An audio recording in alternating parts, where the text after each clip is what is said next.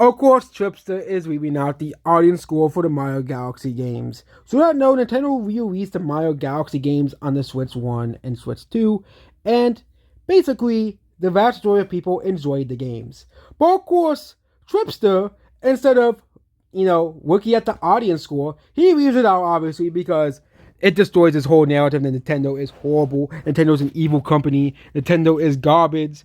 Of course, completely leaving out, of course, the user scores, which he always does, unless it fits his narrative. I just don't understand these anti-Nintendo grifters. Like, they'll of course ignore obvious facts, like, oh, Pokemon, like, they will ignore Pokemon Pokepia's success because the vast majority of people enjoyed that game. The game has been a massive success for Nintendo, and they're of course going to completely forget that game exists because it doesn't fit their narrative. Nintendo is failing. Nintendo is dying. Nintendo is an evil company as well.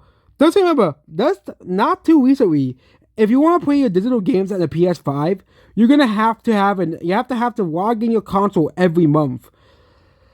I know for people who play their game for PS5s regularly, but for people who don't play games regularly or only play games like when they have time, because some people just don't have time to play games.